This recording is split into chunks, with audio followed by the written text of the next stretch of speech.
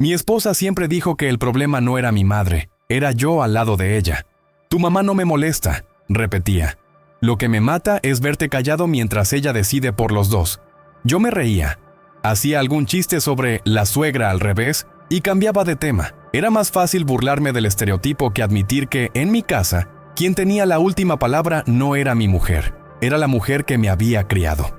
Podría contarte que crecí solo con mi madre, que ella se sacrificó por mí, que me lo dio todo, que se lo debía. Podría usarte la historia de hijo agradecido como excusa, pero la verdad es otra. Me escondía detrás de mi madre porque me daba miedo hacerme cargo de mi propia vida. Cada vez que mi esposa me pedía que marcara un límite, yo me encogía de hombros y decía, es que ella es así, no la puedo cambiar. Lo que nunca dije en voz alta fue, yo tampoco quiero cambiar, porque me viene bien que alguien piense y decida por mí.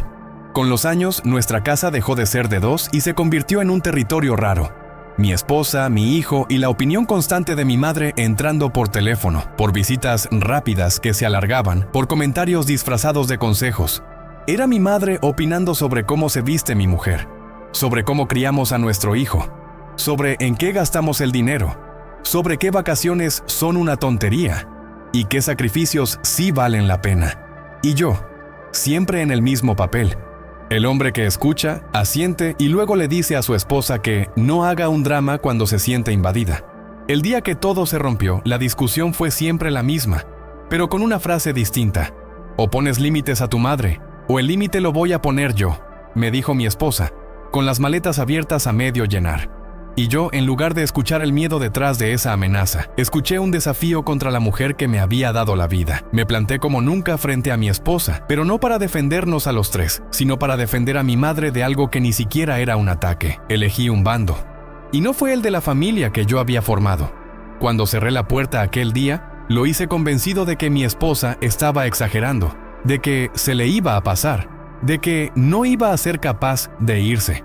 Me fui a la casa de mi madre a buscar consuelo, a escuchar su discurso de siempre, que nadie me va a querer como ella, que las mujeres vienen y van, pero la madre es una sola. Me acosté pensando que al día siguiente volvería. La encontraría cansada, llorosa, pero en la misma casa, y que volveríamos al ciclo de siempre. Nadie me preparó para lo que encontré cuando, al día siguiente, metí la llave en la cerradura. La casa vacía, el armario a la mitad, los juguetes ausentes, el eco frío de un lugar donde ya no vivían ni mi esposa ni mi hijo. Elegí a mi madre antes que a mi esposa, y cuando quise volver, ya no estaban. Si alguna vez has puesto por delante la voz de tu familia de origen por miedo a enfrentarte a ella, si has dejado sola a la persona que elegiste para proteger las heridas de tu infancia, si has usado el «es que es mi madre» para justificar lo injustificable, quédate hasta el final de esta historia. Tal vez te veas en cada excusa que yo me conté antes de quedarme hablando solo en una casa vacía. Y si sientes que este relato te toca, aunque sea un poco, suscríbete al canal y comparte este video con esa persona que todavía está a tiempo de defender a su pareja y a sus hijos antes de descubrir que, cuando vuelva, ya no habrá nadie esperándole. Siempre que intento explicar cómo llegué a ese punto, parado en medio de una casa vacía, sin mi esposa y sin mi hijo, termino volviendo al mismo lugar, la cocina de mi infancia, mi madre de espaldas preparando algo, y yo convenciéndome de que el mundo era ella y yo contra todos. Mi padre se fue cuando yo era chico. No tengo grandes recuerdos suyos. Flashes sueltos de una pelea en voz alta, una maleta en la puerta, una mano masculina revuelta en mi pelo y poco más. El resto es un hueco que mi madre se encargó de llenar con una frase que repitió durante años. Los hombres se van, las madres se quedan. No lo decía con rencor, lo decía como una verdad física, como quien explica por qué el agua moja o por qué el fuego quema. Y yo crecí creyendo eso.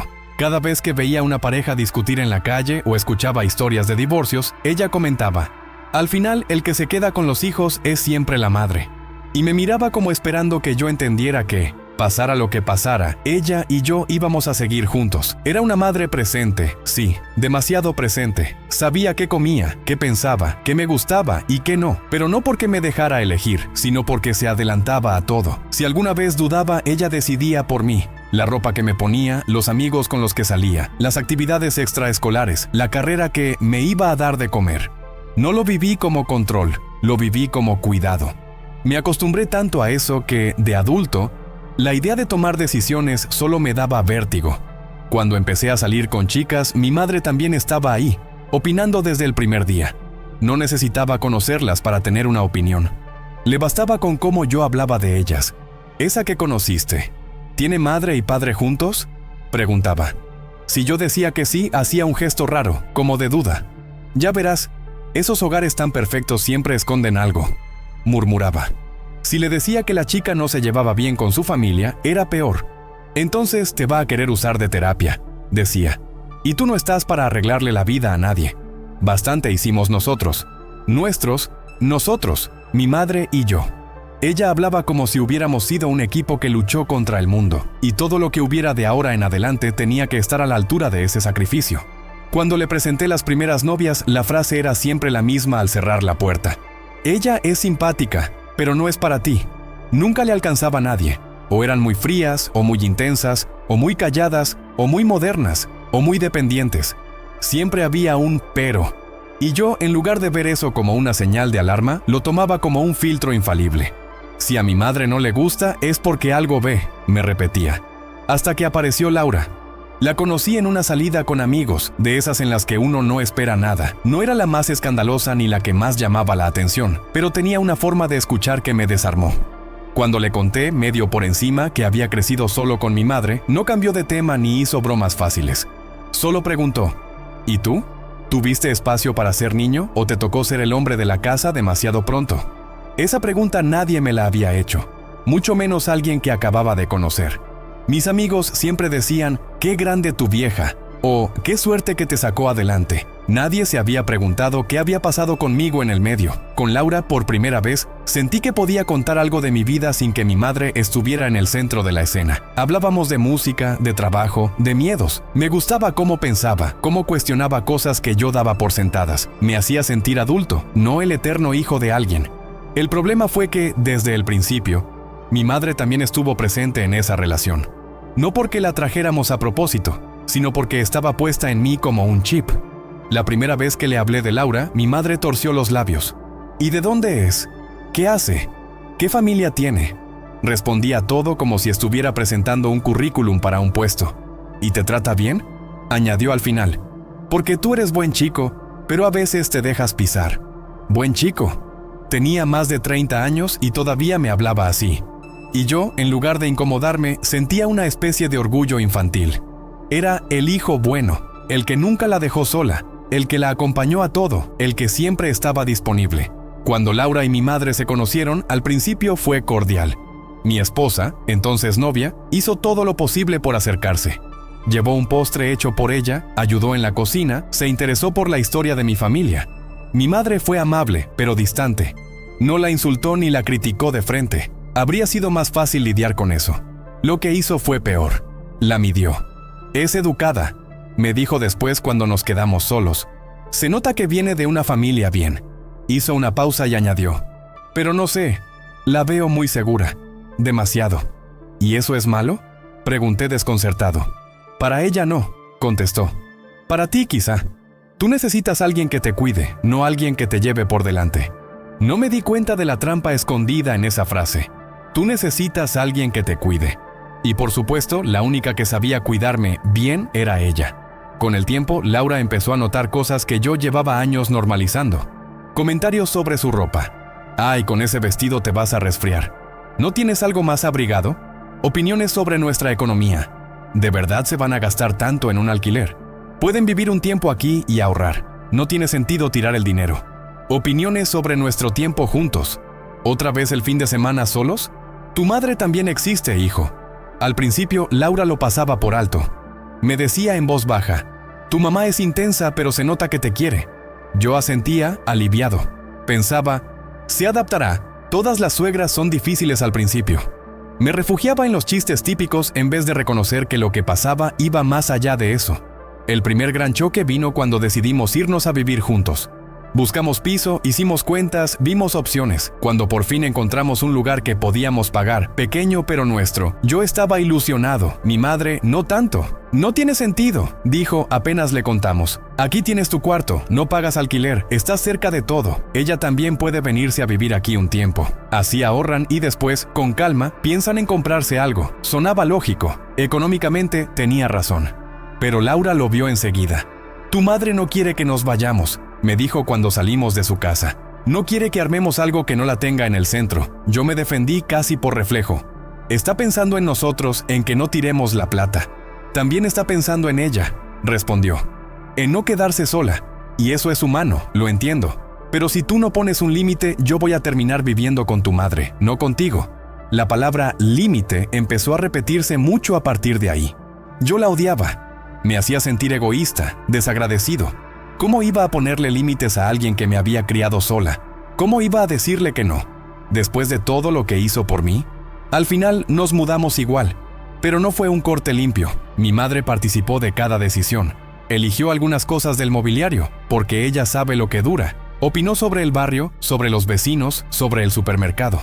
El día de la mudanza estaba más nerviosa que nosotros. Caminaba por el piso nuevo como si lo inspeccionara. «Está bien», dijo al final. «Pero ya sabes, si las cosas van mal, siempre puedes volver». Nunca dijo si las cosas van mal con ella. No hacía falta. Era un subtexto permanente. La convivencia con Laura, al principio, fue buena. Teníamos nuestras diferencias, como cualquiera, pero nos estábamos adaptando. El problema fue que nuestra casa nueva no era solo nuestra. Era una extensión de la casa de mi madre. Ella llamaba todos los días, a cualquier hora. Solo para saber si están bien, decía. Si Laura contestaba, las preguntas eran invasivas, pero en tono amable. ¿Qué cocinaste? ¿Mucho gasto este mes? ¿Mi hijo está comiendo bien? ¿No lo tienes muy flaco? Si respondía yo, era una mezcla de preocupación y culpa. Hace días que no te veo. Antes me visitabas más. Desde que estás con ella te desapareces. Pero bueno, es normal. Las madres siempre quedamos para el final. Laura empezó a sentirse observada. Me lo dijo más de una vez. Siento que todo lo que hago está siendo evaluado por tu madre. Si cocino, opina. Si no cocino, opina. Si salimos, opina. Si nos quedamos, también. Mi respuesta era siempre la misma. Es su forma de querer. No te lo tomes tan a pecho. Lo que yo no quería admitir era que, en el fondo, esa dinámica me convenía. Si había un conflicto entre ellas, yo me quedaba en el medio sin tomar postura. Si mi madre se quejaba, yo asentía. Si mi esposa se quejaba, yo decía, ya sabes cómo es, no va a cambiar. Jugaba a ser el hombre atrapado entre dos mujeres, cuando en realidad era un hombre que se escondía detrás de las dos para no madurar. Las primeras discusiones fuertes con Laura no fueron por mi madre en sí, sino por mi silencio, por cosas como esta. Hoy llamó tu mamá 3 veces, me dijo una tarde. La tercera fue para decirme que, pobre de ella si yo te hacía elegir. Se me encendió una alarma, pero la apagué rápido. Es un decir, respondí. No te lo tomes literal. Pues yo sí me lo tomo literal, contestó. Porque esa frase tiene veneno, y tú lo sabes. Se cruzó de brazos, cansada. Mira, añadió. Yo no quiero sacarte a tu madre. No quiero competir con ella. Solo quiero tener claro que cuando tomemos decisiones sobre nuestra vida, las vamos a tomar tú y yo, no tú y tu madre. Y luego me las presentas como si no hubiera opción. No supe qué contestar. Porque eso era exactamente lo que yo venía haciendo. Hablarlo todo primero con mi madre, escuchar su sabiduría y luego ir a Laura con un ya he pensado esto, lo mejor sería. Y si Laura se oponía, quedaba como la complicada, la que no entiende, la que no valora nuestros supuestos sacrificios. La situación se tensó todavía más cuando supimos que íbamos a ser padres. Mi madre se emocionó, sí, pero detrás de esa emoción había otra cosa, una especie de euforia por recuperar un lugar central. Un nieto, decía con brillo en los ojos. Ahora sí vas a entender muchas cosas, y enseguida. Tienes que prometerme que yo voy a ser parte de todo. No me vayas a dejar afuera como hacen ahora muchas nueras, que se creen que lo saben todo porque leyeron cosas en internet. Laura intentó incluirla al principio. Le mandaba fotos de la barriga, la llamaba después de las ecografías, la invitaba a acompañarnos a alguna cita. Pero también necesitaba su espacio, su tiempo para vivir su maternidad sin tantos ojos encima. Mi madre confundió límite con rechazo. No sé qué le hice, me dijo un día por teléfono. Parece que le molesta todo. Yo solo quiero ayudar. Pero tú verás, hijo, si un día te toca elegir, acuérdate quién estuvo siempre. Esa frase, si un día te toca elegir, se me clavó en la cabeza. Y aunque yo decía que era una exageración, aunque me juraba que nunca llegaría a ese momento, lo cierto es que ese día sí llegó. Y cuando llegó no estaba preparado para ser marido, ni padre, ni adulto. Seguía siendo el niño que miraba a su madre en la cocina, dispuesto a obedecer antes que enfrentarla. El día que nació nuestro hijo fue, al mismo tiempo, la prueba más clara de cuánto me quería Laura y de cuánto poder tenía todavía mi madre sobre mí. El parto fue largo. Horas de contracciones, pasillos fríos, luces blancas demasiado fuertes. Laura apretaba mi mano con una fuerza que yo no le conocía. Entre respiración y respiración, me miraba como pidiéndome algo que no sabía poner en palabras. Yo estaba ahí físicamente, pero con la cabeza dividida. Una parte en esa sala, otra en el celular que vibraba sin parar en el bolsillo. Era mi madre. ¿Ya nació? ¿Qué dice el médico? Dile a esa doctora que yo quiero ver todo. No me vayas a dejar afuera, hijo. Entre mensaje y mensaje, Laura me dijo casi en un susurro: por favor, hoy solo tú. No dejes que tu madre convierta esto en su show. Asentí, le acaricié la frente. Le prometí que sí, que la protegería, que no dejaría que nadie se metiera en ese momento. Y al mismo tiempo contestaba los mensajes de mi madre con frases como: ya casi, tranquila, después entras. Cuando por fin escuchamos el llanto de nuestro hijo, sentí algo que no sé describir con otra palabra que no sea vértigo. Era un grito pequeño, pero me volteó la vida. Vi su cara arrugada, sus manos mínimas, el cuerpo temblando. Miré a Laura. Estaba agotada, sudada, con lágrimas en los ojos, pero sonreía de una forma que nunca le había visto. «Lo hicimos», susurró. Quise congelar ese instante. Éramos 3, solo 3, sin interferencias, sin voces alrededor. Pero duró poco. En cuanto salimos de la sala de parto y nos llevaron a la habitación, la realidad entró con el mismo ímpetu con el que siempre entraba mi madre en mi vida, sin pedir permiso. Ni bien le mandé una foto a ella, un reflejo automático. Pasaron menos de 20 minutos hasta que apareció en la puerta de la habitación, cargada de bolsas, flores y comentarios. «¡Mi niño!», dijo, abrazándome a mí antes que a nadie. «¿Y mi nieto?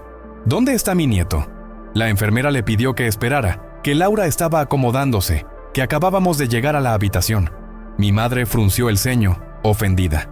«Yo soy la abuela», respondió. «No una visita cualquiera».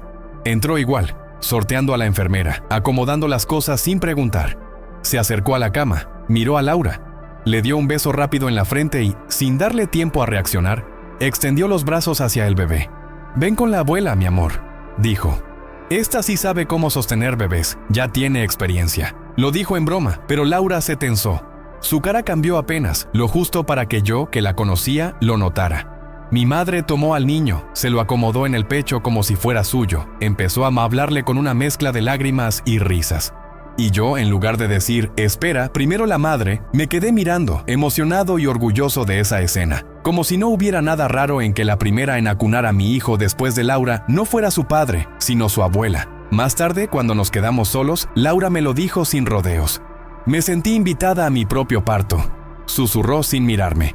«Como si todo esto fuera un logro de tu madre y no nuestro». «Mi mamá está emocionada», respondí. «Es normal, es su primer nieto». «También es mi primer hijo», replicó. «Y siento que cada vez que intento respirar, ahí está ella ocupando el espacio». No quise escuchar el fondo de esa frase. Preferí quedarme con la superficie. Está exagerando, está sensible por el posparto. Esa fue mi primera excusa para no ver lo evidente. En los días siguientes, mi madre se instaló en el hospital como si fuera parte del personal. Opinaba sobre las enfermeras, sobre los horarios de las tomas, sobre los pañales, sobre el nombre completo para inscribir al niño. «Yo creo que debería llevar el nombre de tu abuelo», dijo. «Fue un hombre bueno. Sería un homenaje». Laura y yo ya habíamos escogido el nombre. Lo habíamos hablado semanas antes, de madrugada, entre risas y discusiones tiernas. Para nosotros tenía un significado. Para mi madre no importaba. «Lo de ustedes está bien», añadió. «Pero piénsenlo, la familia también cuenta». También. En su cabeza, la familia era ella. No los 3 que acabábamos de nacer como núcleo. Cuando nos dieron el alta y volvimos a casa, mi madre llegó antes que nosotros. Había ido con la copia de la llave que yo mismo le había dado por si acaso. Había limpiado, acomodado, cambiado cosas de lugar, para que Laura no se preocupe de nada. Preparó comida, abrió ventanas, dejó ropa lavada. Desde fuera cualquiera la habría celebrado. ¡Qué suegra más entregada! Desde dentro, Laura lo vivió como una invasión total. «¿Le diste llave de nuestra casa?», me preguntó esa noche cuando por fin mi madre se fue. «Claro», respondí. «Es mi madre. ¿Y si pasa algo? ¿Y si necesitamos ayuda? ¿Y si quiero estar en pijama, con las tetas al aire, llorando con mi hijo en brazos sin tener que escuchar, «Ay, no lo cargues tanto que se malacostumbra», dijo con la voz quebrándose. Tenía razón, yo lo sabía, pero la culpa me quemaba. Culpa por no agradecer lo que hacía mi madre, por pensar siquiera en ponerle un límite después de todo lo que se sacrificó por nosotros. «Está ayudando», insistí. «Muchas mujeres quisieran tener a alguien que las apoye así. Yo también quiero ayuda», respondió. «Pero ayuda que no me haga sentir inútil o juzgada. No quiero que me diga cada media hora que así no se cría a un niño. Quiero aprender a ser madre sin tener a una encima diciéndome que lo hago mal». Ahí estaba la primera línea clara que ella marcó. Yo la borré con una frase que todavía me duele recordar. «Bueno, si no te gusta, aguántate un poco. Es mi madre, no va a cambiar. Es mi madre, no va a cambiar». Lo usaba para todo. Era mi comodín, mi escudo, mi excusa para no enfrentar nada. La dinámica se hizo rutina. Mi madre venía a ayudar casi todos los días. Llegaba temprano sin avisar, con bolsas de comida, ropa para el bebé, remedios, truquitos de su época. «No lo alces tanto, se va a malcriar», decía cuando veía a Laura consolándolo. «A los niños hay que dejarlos llorar un poquito para que se les haga el pecho fuerte». Laura apretaba la mandíbula, en silencio. Cuando intentaba responder algo, mi madre la cortaba. «Yo ya crié a uno sola», decía. «Y mira qué bien me salió». Y me señalaba a mí como trofeo. Cada vez que lo hacía, yo sentía una mezcla de orgullo y vergüenza. Ella me había sacado adelante, sí, pero ahora me usaba como argumento para invalidar a la mujer con la que yo había decidido formar una familia. La bomba estalló por algo tan simple como un baño. Una tarde volví del trabajo y encontré a Laura llorando en el cuarto. El bebé dormía en la cuna, todavía húmedo, con olor a jabón. Mi madre estaba en la sala, viendo la televisión como si fuera su casa. «¿Qué pasó?», pregunté confundido. «Pregúntale a tu esposa», respondió mi madre sin apartar la vista de la pantalla. «Está sensible, cosas de hormonas». Fui al cuarto, me senté junto a Laura. «¿Qué pasó?», repetí. Se secó las lágrimas con el dorso de la mano. «Tu madre decidió bañar a nuestro hijo sin preguntarme», dijo. Lo desvistió, lo metió a la bañera, le lavó la cabeza, todo. Yo estaba en la cocina calentando su ropa cuando escuché el agua correr. Entré y ya lo tenía en brazos. «Es solo un baño», respondí intentando restarle importancia. «Mejor, así tú descansas». «No es solo un baño», dijo alzando un poco la voz. «Es mi hijo, es mi primer hijo, y yo quería ser la que le diera su primer baño. Lo había imaginado 1000 veces. Y tu madre entró como si fuera lo más normal del mundo. Me dijo, anda, yo sé hacerlo mejor que tú. Y te juro que por un segundo me sentí de sobra en mi propia casa. Me quedé callado. Mi cabeza gritaba, tiene razón, pero mi boca dijo otra cosa. Ella lo hace con buena intención. No seas tan susceptible. Susceptible. Otra palabra que usé demasiadas veces para desarmar cualquier reclamo de Laura. Cada vez que decía, estás sensible, estás hormonal, estás exagerando. Lo que hacía era decirle, lo que sientes no es válido. Esa noche, cuando mi madre se fue, Laura fue clara. Escúchame bien, dijo. Yo no voy a competir por mi lugar con tu madre. No voy a pelear por quién baña o no baña al niño. Pero tampoco voy a vivir siendo una invitada en mi propia casa. Si tú no hablas con ella y pones límites, este problema no es con ella, es contigo. La palabra límite, otra vez, esa que me hacía sentir como un traidor solo de imaginarla dirigida hacia mi madre. ¿Qué quieres que haga?, repliqué. ¿Que le diga que no venga nunca más? ¿Que la deje sola? Quiero que le digas que esta es nuestra casa, respondió. Que tiene que avisar antes de venir. Que hay cosas que son decisiones de padres, no de abuelas. Quiero que cuando ella me falte al respeto, tú no te quedes callado al lado. Quiero saber que si un día ella y yo no estamos de acuerdo, tú no te vas a esconder detrás de un yo no me meto. No supe contestar, porque eso, yo no me meto, era mi forma favorita de evitar conflictos. Con el tiempo, los ejemplos se acumularon. Mi madre opinando sobre la lactancia, sobre si el niño debía dormir con nosotros o en su cuna, sobre las visitas, sobre la pediatra, sobre el trabajo de Laura. ¿Y no te vas a quedar en casa con el niño?, le preguntó una vez. Antes las mujeres dejaban todo por sus hijos. Ahora parece que los hijos giran alrededor del trabajo. Laura me lo contó después, con rabia contenida. No me molesta que tenga otra idea, dijo. Me molesta que tú escuches eso y te quedes en silencio, como si en el fondo estuvieras de acuerdo. Yo le contesté que no estaba de acuerdo, que ya sabes cómo es mi madre. Pero lo cierto es que, al no decir nada frente a ella, mi silencio pesaba más que cualquier aclaración en privado. La situación llegó a un punto insostenible el día del primer cumpleaños de nuestro hijo. Habíamos planeado algo pequeño, familia cercana, algunos amigos, una torta sencilla. Cuando llegamos al salón que habíamos alquilado, mi madre ya estaba ahí. Otra vez, con la llave del lugar que había pedido para ayudar. Había cambiado la decoración que Laura y yo habíamos escogido, había traído una torta diferente, porque la otra era muy simple, y había invitado a 2 o 3 personas sin avisarnos. «Mamá», empecé, «te agradezco que me hayas dejado organizar algo bonito para mi nieto». Me cortó. «Si fuera por ustedes, le ponían 2 globos y un jugo». La miré, descolocado. Habíamos estado semanas preparando todo, eligiendo cosas con nuestro presupuesto justo. Ver cómo ella lo cambiaba todo a su gusto fue un golpe. Miré a Laura. Tenía la sonrisa forzada, los ojos brillantes. Se acercó a mí y susurró: «Si digo algo ahora, va a ser un escándalo. Pero que sepas que esto duele más de lo que crees». Durante la fiesta, mi madre tomó el protagonismo una y otra vez.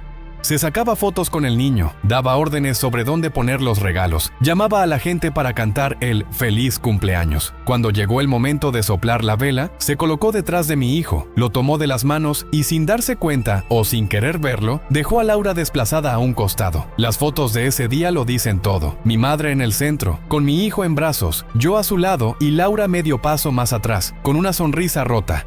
Esa noche, cuando volvimos a casa y por fin se durmió el niño, la discusión que veníamos pidiendo a gritos estalló. «No aguanto más», dijo Laura sin rodeos. «No puedo más con esta sensación de estar de visita en cada etapa importante de mi propia familia». «¿Estás cansada?», intenté. «Fue un día intenso. No hagamos un drama, por favor». Y ahí fue cuando vi algo romperse en sus ojos. «¿Sabes qué es un drama para mí?», preguntó. «No es que tu madre opine. No es que quiera estar presente. Es verte a ti siempre del lado de ella. Siempre en silencio conmigo y siempre comprensivo con ella. Hoy cambió todo lo que habíamos preparado. Se puso en el centro en la fiesta de nuestro hijo. Hizo comentarios hirientes todo el día. Y tú lo único que tienes para decir es: no hagamos un drama». Se llevó las manos a la cara, respiró hondo y añadió, más tranquila pero más dura: «Escúchame bien, porque no te lo voy a repetir 1000 veces. Yo no te voy a poner a elegir entre tu madre y yo. Eso sería injusto. Pero sí te voy a pedir que elijas qué tipo de hombre quieres ser. El que sigue viviendo como hijo aunque tenga un hijo propio.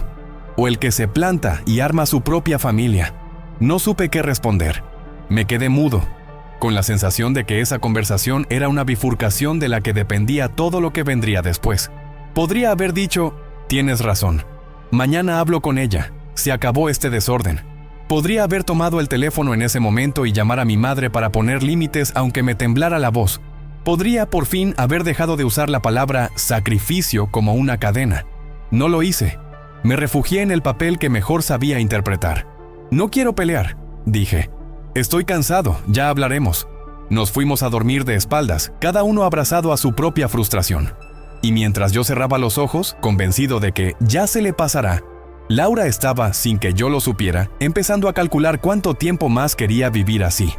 Lo que vino después, el momento exacto en que esa frase que dije en el gancho: «O pones límites a tu madre o el límite lo voy a poner yo», dejó de ser advertencia y se convirtió en realidad.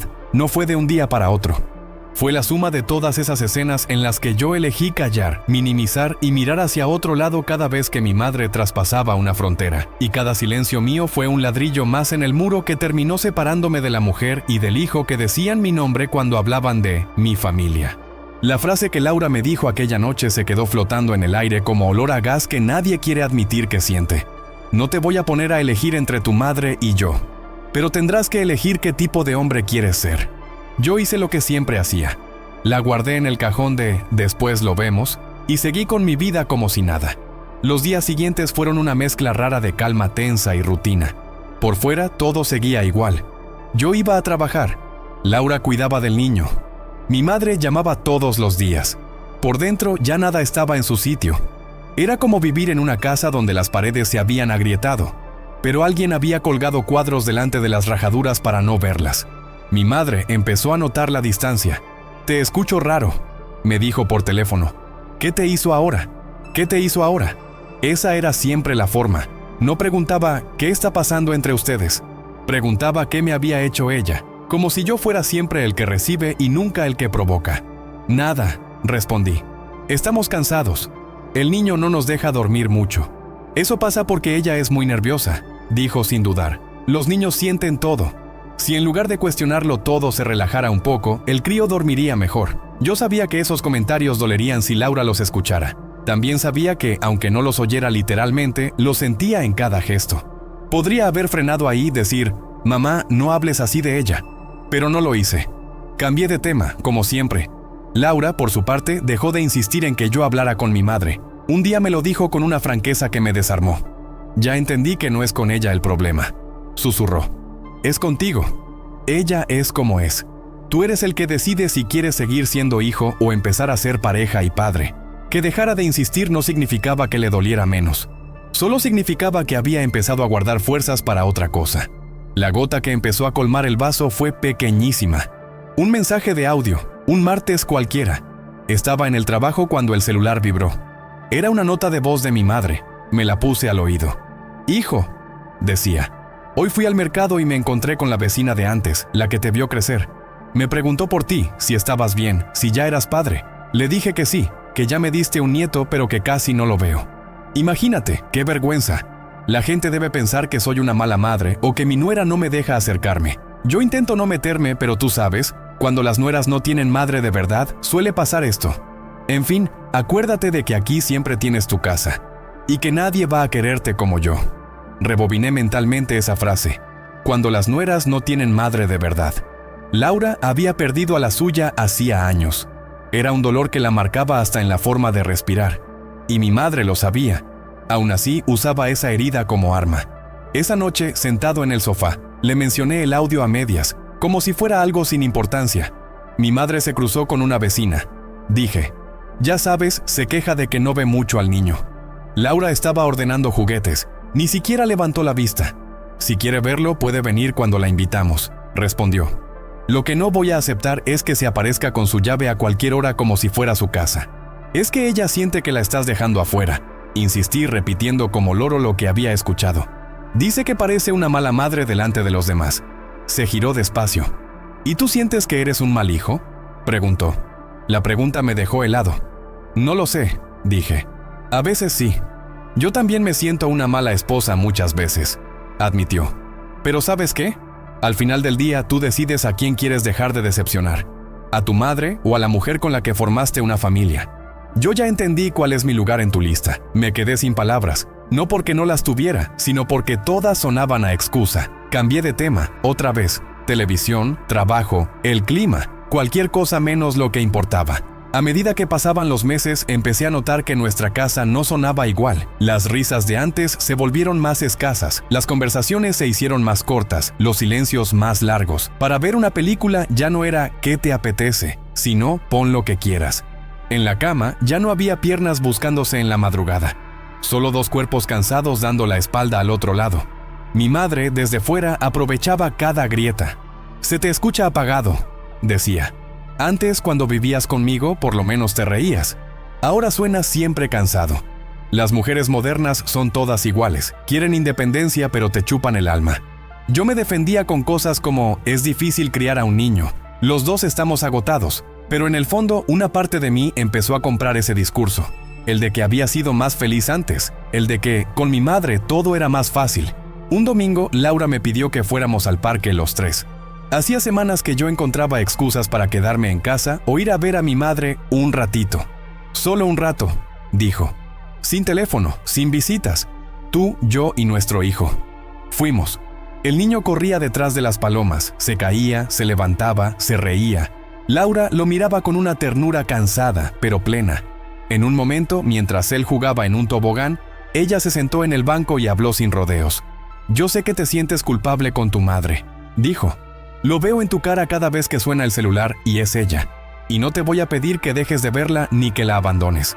Lo único que quiero es que entiendas esto. Cuando tú no le marcas límites, se los está marcando ella a nuestra vida. Y yo Yo no quiero educar a nuestro hijo en una casa donde se respete más la palabra de la abuela que la de los padres. Estás dramatizando, murmué. Ella solo opina. No, no solo opina, corrigió. Se mete, decide, te culpa. Y tú lo permites. Eso no es solo opinión, es mando. Y a quien tú obedeces define la casa en la que vivimos. Hubo un silencio largo. Miré a mi hijo colgarse de una barra, reír, gritar, «¡Mira, papá!» Y pensé por un segundo en qué ejemplo le estaba dando yo sin decirle una sola palabra.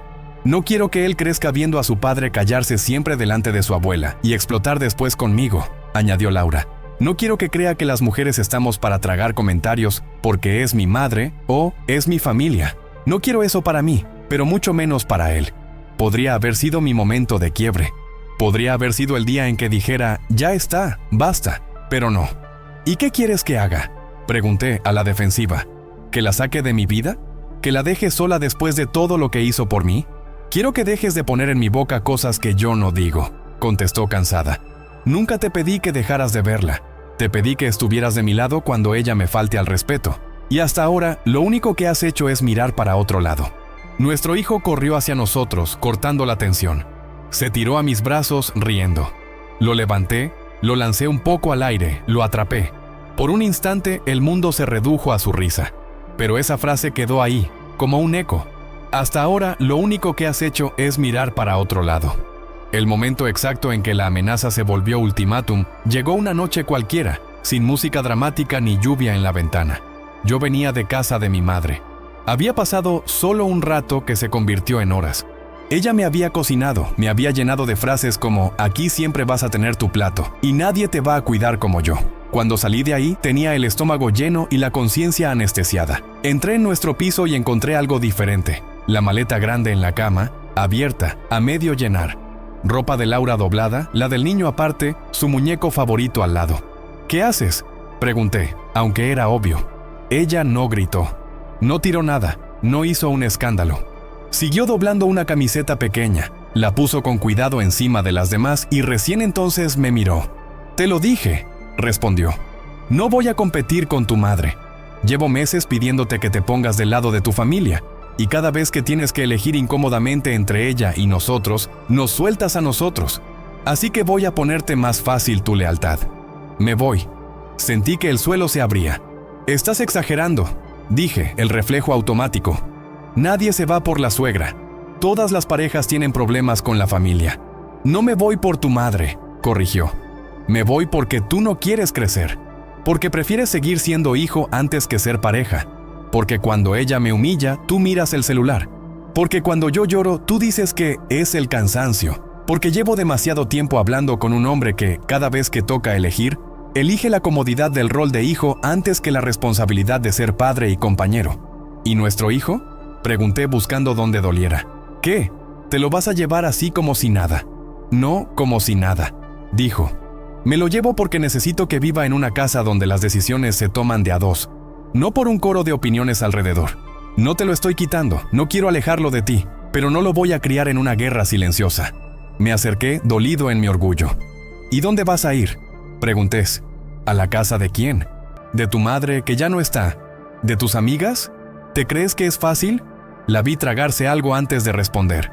«No es fácil», dijo, «pero es necesario. Prefiero empezar de cero en un piso pequeño, trabajando el doble, que seguir viviendo en un lugar donde tengo que pedir permiso para existir». Se giró hacia el armario del niño. Empezó a guardar sus cosas. Yo me agarré a la pared, sintiendo que el corazón me golpeaba en la garganta.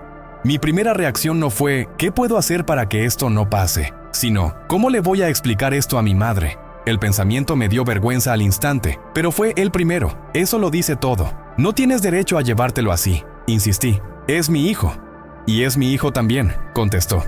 «Y de todos los adultos que lo rodean, hoy mismo, soy la única que está tomando una decisión pensando en su paz. No estoy rompiendo con él. Estoy rompiendo con esta dinámica». Hubo un silencio espeso. El niño estaba en su cuarto, jugando en el suelo con bloques, ajeno a las maletas. «No quiero que crezca viendo cómo su padre se esconde detrás de su abuela para no hacerse cargo de nada», continuó. «Si algún día tiene que elegir entre escuchar a su pareja o a mí, espero haberle enseñado a respetar la casa que él forme. Hoy, Tú me estás enseñando lo contrario. Podría haber sido mi momento. Podría haber dicho, ok, basta, cierro el círculo aquí. Voy a hablar con mi madre, devuelvo la llave, pongo límites, vayamos juntos a terapia, lo que sea, pero no te vayas. Lo único que salió de mi boca fue lo mismo de siempre. Estás tomando una decisión en caliente. Mañana vas a arrepentirte. Ella cerró la maleta despacio. No, dijo. Lo que hice en caliente fue aguantar tanto. Esto lo vengo decidiendo en silencio hace meses cada vez que tú elegías callar. Recogió el muñeco del niño. Respiró hondo. No quiero que él viva una escena, añadió. Le voy a decir que vamos a pasar unos días fuera y que tú lo vas a ver igual. No te lo estoy escondiendo ni quiero borrarte. Solo estoy haciéndome cargo de algo que tú no quisiste ver. Fue al cuarto del niño. Cerró la puerta. Escuché su voz suave explicándole algo. El tono amable del que no quiere asustar. El esfuerzo por no llorar mientras habla. Nuestro hijo hizo preguntas, todas cortas, todas cargadas de un peso que él todavía no podía dimensionar. Al rato salió con la mochilita puesta, el peluche en la mano. Nos vamos a la casa nueva de mamá, dijo orgulloso como si fuera una aventura. ¿Vienes? Esa pregunta me partió en dos. Hoy no, respondí con la boca seca. Pero voy a ir a verte, ¿sí? Asintió confiado. Todavía creía que los adultos sabían lo que hacían. Los acompañé hasta la puerta. Laura me miró una última vez. Te quiero, dijo, pero me quiero más a mí. Y quiero más la calma de nuestro hijo que tu miedo a enfrentar a tu madre. Bajó con él. Los vi alejarse por la escalera. Cerré la puerta. La casa de repente sonaba demasiado grande. Mi primer impulso no fue sentarme a pensar en todo lo que ella había dicho. Fue agarrar el teléfono y marcar el número de mi madre. Mamá, dije cuando contestó. Laura se fue con el niño. Hubo un silencio corto y luego su voz, cargada del guión que llevaba años ensayando. Hijo, te lo dije. Al final, las que llegan tarde siempre terminan yéndose. Pero no te preocupes, aquí tienes tu casa. No estás solo. Las mujeres van y vienen. Las madres, no. Y ahí estaba yo, una vez más, con una lealtad servida en bandeja. La puerta abierta de la casa en la que había crecido. El abrazo garantizado. La promesa de que contigo no van a poder. Lo único que tenía que hacer era cruzar esa puerta. Lo hice. Esa misma noche, con una bolsa de ropa y el orgullo herido, fui a dormir al cuarto que había dejado años atrás. La cama estaba hecha, las sábanas olían a detergente nuevo, el vaso de agua en la mesita de noche, como si nunca me hubiera ido, como si todo el esfuerzo por construir una vida propia no hubiera sido más que un paréntesis. Mi madre entró en el cuarto antes de que apagara la luz. Me acarició la cabeza como cuando era niño. Tranquilo, mi amor, dijo. Vas a estar bien. Ya verás que sin tanto drama vas a vivir más tranquilo. Yo cerré los ojos, queriendo creerla. Afuera, en alguna parte de la ciudad, mi hijo dormía en un cuarto nuevo.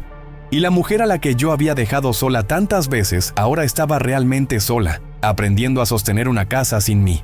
Yo, mientras tanto, volvía al lugar donde siempre me habían hecho sentir seguro, sin entender todavía que ese regreso, esa elección, era el paso final para perder lo que más tarde iba a extrañar desesperadamente. Los primeros días en casa de mi madre fueron extrañamente cómodos, y terriblemente incómodos al mismo tiempo. Cómodos porque todo me resultaba familiar. El olor de la comida, el sonido de la televisión de fondo, la forma en que ella se adelantaba a cualquier cosa que pudiera necesitar. Incómodos porque cada gesto de cuidado venía acompañado de una frase que me recordaba por qué estaba ahí. Yo sabía que esto iba a pasar, repetía. Ese carácter de ella no era para ti. Tú eres muy bueno, muy noble. No estás hecho para aguantar mujeres que te manden. Muy bueno, muy noble. Sonaba bien, sonaba a elogio. Pero en el fondo lo que quería decir era muy obediente. Y efectivamente, ahí estaba yo. Otra vez en mi antiguo cuarto, con más de 30 años, durmiendo en una cama que crujía igual que cuando era adolescente, mientras en otro punto de la ciudad mi hijo se acostumbraba a dormirse sin mi voz. La primera semana casi no llamé a Laura. Me escudé en el argumento de que necesitábamos espacio, de que era mejor que se calmara. En realidad, el que no quería enfrentar la conversación era yo. Sabía que cualquier llamada implicaba escuchar cosas que llevaba años esquivando. Ella fue la que escribió primero. ¿Podemos hablar sobre las visitas del niño? No me preguntó cómo estaba. No me insultó. No me reprochó nada. Fue al punto.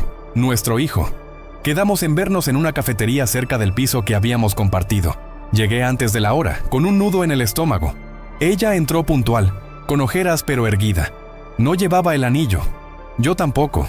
No te preocupes, no voy a gritar ni a llorar, dijo antes de sentarse. Solo quiero dejar claras las cosas. Sacó una libreta.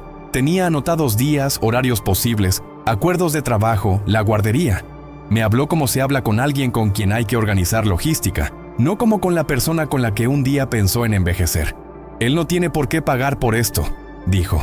No voy a impedir que lo veas, pero necesito que entiendas que ya no somos una pareja. No voy a contarte cómo estoy, ni voy a pedirte opinión sobre mi vida. Lo único que vamos a hablar es de nuestro hijo. Asentí tragando saliva. ¿Dónde están viviendo?, pregunté. En un piso pequeño, respondió. De alquiler, cerca de la escuela. No tiene mucho, pero es nuestro. Nadie tiene llave excepto yo. La puñalada estaba escondida en esa última frase. Nadie tiene llave excepto yo. No era solo sobre el piso, era sobre su vida. Marcamos horarios, fines de semana alternos, alguna tarde. Lo típico. Cuando terminamos, guardó la libreta y me miró por primera vez sin esa coraza práctica. Te lo digo por última vez, susurró. No me fui porque no te quisiera. Me fui porque tú nunca supiste poner la frontera entre la casa en la que naciste y la casa que decidiste formar. Y yo no pienso pasarme la vida viviendo en la sombra de una puerta que se abre cuando tu madre quiere. No supe qué decir. Me mordí la lengua para no soltar la frase que siempre tenía a mano. Pero ella se sacrificó por mí. Ya no tenía lugar. Las primeras veces que fui a buscar a nuestro hijo, él estaba emocionado. Para él todo era novedad. Casa nueva, barrio nuevo. La idea de ir a casa de papá como si fuera una excursión. Lo llevaba a parques, al cine, a comer cosas que sabía que le gustaban. Intentaba hacer de esas horas algo perfecto. Quizá demasiado perfecto. Pero los niños crecen rápido. Y entienden más rápido todavía. Una tarde, mientras armábamos un rompecabezas en el suelo de la habitación que mi madre había acondicionado para el nieto, él dijo algo que me dejó sin aire. Aquí la abuela manda. En casa manda mamá. ¿Tú dónde mandas? Se quedó mirando las piezas sin levantar la mirada. Yo sentí que alguien me había quitado la piel. Buena pregunta, respondí intentando sonreír. Se supone que mando en mi vida, ¿no? Entonces, ¿por qué siempre haces lo que quiere la abuela?, insistió, con la naturalidad de quien describe el clima. Mi madre estaba en la cocina, moviéndose de un lado a otro, opinando hasta sobre el tipo de galletas que le había comprado. Mi hijo no lo dijo con malicia, solo enunció un hecho. Esa noche, después de dejarlo con Laura, me quedé sentado en el coche, en silencio, con el teléfono en la mano. Abrí la conversación con mi madre para mandar un mensaje y contarle cómo había ido la tarde. Vi el historial, audios suyos largos, frases de compasión envenenada. Ya verás que ella se arrepentirá. Las mujeres así terminan solas. Tú no hiciste nada malo, solo te faltó carácter con ella. Y por primera vez, en lugar de sentirme protegido, me sentí ridículo. Un hombre mayor necesitaba que su madre le dijera que había hecho todo bien mientras su familia estaba rota. Cerré el chat sin escribir. Abrí otro, el de un número que un compañero de trabajo me había dado hacía meses, cuando me vio tan hundido que se atrevió a sugerirme algo que yo rechazaba automáticamente. Si algún día necesitas hablar con alguien que no te conozca, escríbele a este terapeuta, a mí me ayudó. Hasta ese momento yo había borrado ese mensaje mentalmente como quien borra spam. Esa noche, sin pensarlo demasiado, escribí: Hola, no sé muy bien qué decir. Soy padre, hijo y exmarido al mismo tiempo, y siento que estoy fallando en los 3 papeles. ¿Tienes un hueco para verme? La respuesta llegó un rato después. Una cita para la semana siguiente. La apunté. No se lo conté a nadie, ni a mi madre ni a Laura. Las sesiones fueron, al principio, un desfile de justificaciones. Me escuché decir cosas como: es que si hubieras conocido a mi padre, entenderías. Mi madre lo dio todo por mí. No quería hacer daño a nadie, solo evitar conflictos. El terapeuta me dejaba hablar. Cuando terminaba, hacía preguntas simples, casi ingenuas. ¿Evitar qué conflictos exactamente? Que mi madre se sintiera sola, que pensara que la estaba dejando. ¿Y qué conflictos creaste intentando evitar esos? No tenía respuesta que no sonara estúpida. Hablamos mucho de ese lugar extraño en el que me había instalado. Hijo eterno. Me di cuenta de que siempre había tomado la lealtad hacia mi madre como algo que justificaba cualquier cosa, incluso traicionarme a mí mismo, incluso soltar la mano de la mujer que había elegido. Una cosa es estar agradecido, me dijo el terapeuta. Otra muy distinta es vivir en deuda. Yo no veía la diferencia. Empecé a verla cuando empecé a escucharme. Cada vez que pensaba en poner un límite, aparecía la culpa como una voz que decía, después de todo lo que hizo por ti. Como si el precio de su sacrificio fuera que yo nunca pudiera decirle, hasta aquí. Mientras yo me miraba en ese espejo nuevo, la vida seguía. Mi madre disfrutaba cada visita de su nieto, pero seguía hablando de Laura en diminutivos hirientes. La señorita Independencia, la señora moderna, la madre a medias porque trabaja mucho. Yo, poco a poco, empecé a contestar. La primera vez fue torpe. Mamá, no hables así de ella, dije sin mucha seguridad. Es la madre de mi hijo. Ella se quedó helada, como si alguien le hubiera faltado el respeto. Yo solo digo la verdad, respondió. Tú antes te reías conmigo. Ahora parece que todo lo que digo te molesta. Antes yo necesitaba que fueras la buena de la película y ella la mala, admití. Ahora solo quiero que nuestro hijo no crezca oyendo que su madre es menos. No fue una conversación bonita. Se ofendió, lloró, me acusó de haber cambiado, de estar lavado del cerebro. Pero algo se movió. Por primera vez no me tragué mis palabras para evitar sus lágrimas. Las sostuve, aunque me doliera ver su cara. Las visitas con mi hijo empezaron a ser distintas. Un día, mientras jugábamos en el parque, me dijo, «Mamá ya no se pone triste cuando digo que voy a verte». Me sorprendió. «Ah, ¿no?», pregunté. «¿Y tú cómo lo sabes?». «Porque antes le cambiaba la cara», explicó. «Ahora me dice, disfruta con papá y cuéntame todo cuando vuelvas». Y cuando vuelvo, me escucha. Sonrió con orgullo. «Eso es bueno, ¿no?», añadió. Asentí. Sí, era bueno. Era una prueba de que Laura estaba haciendo su propio trabajo, sanando sus heridas sin envenenarle la cabeza al niño. Me gustara o no, en esa historia la adulta era ella. Hubo un momento clave en todo esto. No fue en una sesión, ni en una visita, ni en una pelea. Fue un martes, después de dejar a mi hijo en la escuela. Pasé por la calle del piso donde habíamos vivido los tres. No tenía por qué pasar por ahí, pero lo hice. Tal vez una parte de mí quería comprobar que todo seguía en su sitio, que de alguna manera aquella vida aún existía. Subí al portal. El timbre seguía siendo el mismo. El apellido en el buzón, también. El mío ya no estaba. No sabía muy bien qué pretendía. Tal vez imaginarme cómo sería si todavía viviéramos ahí.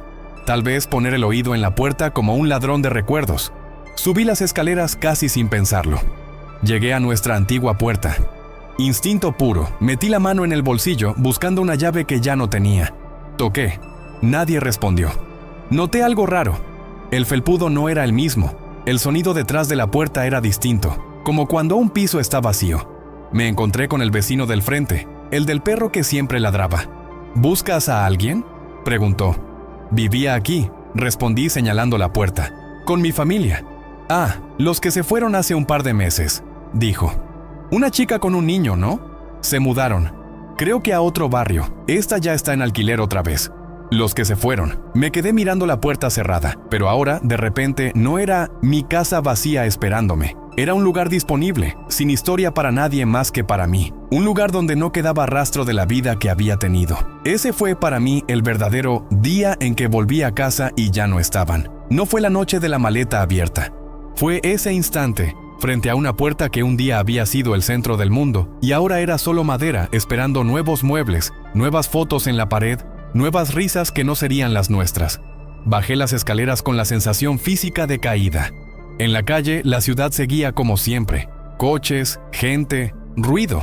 Nadie sabía que, en ese momento, yo estaba asumiendo por fin que no había pausa, ni paréntesis, ni ya volveremos. Esa vida se había ido. Y mi lugar ya no estaba ahí. Esa noche hablé con mi madre, pero no para contarle pobrecito de mí. Fui al piso, le dije. Ya no viven ahí, ni ella ni el niño. Es otra vida. Esperó el momento perfecto para meter su frase de siempre. Te lo dije, empezó. Nadie se queda para siempre. Las mujeres, la corté. Por primera vez la corté yo. Mamá, no, dije. No empieces otra vez con eso, ya no me sirve. Me hace daño a mí y le hace daño al niño. Se quedó callada, sorprendida. ¿Entonces ahora la defiendes?, preguntó. ¿Después de que se llevó al niño? No me lo llevó, corregí. Se fue porque yo no supe defender la casa que formamos. Y no quiero que mi hijo crezca escuchando que su madre es la villana y que tú eres la santa. No es verdad. Tú hiciste cosas buenas, muchas. Pero también cruzaste límites, y yo te dejé. Esa parte es mía. Sus ojos se llenaron de lágrimas. ¿Es esto lo que te enseña el terapeuta?, dijo. ¿A culpar a tu madre? Negué con la cabeza. Me enseña a dejar de usar tu sacrificio como excusa para mis decisiones, respondí. A entender que puedo agradecerte sin entregarte mi vida entera. A querer a mi hijo sin repetir la historia. No fue una conversación mágica. No nos abrazamos al final, no nos pedimos perdón llorando. Hubo distancia, hubo días en los que ella apenas me hablaba, pero algo cambió. Empecé a vivir donde realmente estaba mi vida, no donde se había quedado atascado mi miedo. Con el tiempo, Laura y yo encontramos una forma de hablarnos sin hacernos daño. No volvimos. No hubo segunda oportunidad como pareja, pero sí hubo una alianza silenciosa por nuestro hijo. Coordinábamos actos escolares, cumpleaños, visitas al médico. A veces compartíamos las 3 sillas de un mismo evento. Ella en un extremo, yo en el otro, nuestro hijo en el medio. Al principio era incómodo. Luego simplemente era lo que había. Un día, saliendo de una reunión en la escuela, Laura se quedó unos segundos a solas conmigo. Te voy a decir algo que no pensé que diría nunca, dijo. Me alegra que estés yendo a terapia. Me reí, nervioso. A mí también, respondí. Llegué tarde, pero llegué. Para lo nuestro llegaste tardísimo, admitió sin crueldad. Pero para él todavía estás a tiempo. Miré a nuestro hijo correr hacia el patio, mochila al hombro, saludando a un amigo. Sentí una mezcla de miedo y esperanza. Miedo de seguir fallando. Esperanza de, por lo menos, fallar de frente y no escondido. No te voy a mentir. Sigo siendo el hombre que eligió a su madre antes que a su esposa en el momento clave. Eso no se borra. No hay terapia, ni reflexión, ni buen comportamiento que pueda editar esa escena de mi vida. El día que crucé la puerta de mi casa con una maleta hacia el cuarto de mi infancia, dejando a mi familia rota detrás, marqué un antes y un después. Ese soy yo. Ese error es mío. La diferencia es que hoy ya no me cuento la historia de que no tuve elección, de que me manipuló mi madre, de que ella era muy complicada. Hoy sé que tuve muchas pequeñas decisiones antes de llegar a ese punto. Cada comentario que dejé pasar, cada vez que le di más peso a la palabra de mi madre que a la de mi esposa, cada silencio mío cuando Laura me necesitaba a su lado. Elegí lo cómodo, lo conocido, lo que me hacía sentir el hijo bueno. Perdí la oportunidad de ser el hombre que mi hijo necesitaba que yo fuera. Si te cuento todo esto, no es para que me tengas lástima, ni para que odies a las madres que se meten demasiado, ni para que idealices a nadie. Te lo cuento porque quizá estás en un punto parecido, con una pareja que te mira pidiéndote que te hagas cargo, con una madre o un padre que opina de todo, con un niño en el medio que absorbe cada gesto aunque no entienda las palabras. Si estás usando "es mi madre" o "es mi padre" como carta blanca para permitir cosas que sabes que no están bien, mírate en este espejo. No se trata de abandonar a quien te crió, ni de dejar de agradecerle. Se trata de entender que el día que formaste tu propia familia, tu lealtad principal cambió de lugar, y que si no lo aceptas, puede que un día vuelvas a casa y, como me pasó a mí, ya no haya nadie esperándote. Si esta historia te tocó en algún punto, cuéntame en los comentarios qué parte sentiste más cerca de tu vida. Y si conoces a alguien que está a un paso de repetir mis errores, comparte este video con esa persona antes de que sea demasiado tarde. Suscríbete al canal para escuchar más confesiones como esta, no para juzgar, sino para que aprendamos juntos a no destruir, por miedo o por comodidad, las casas que un día elegimos construir.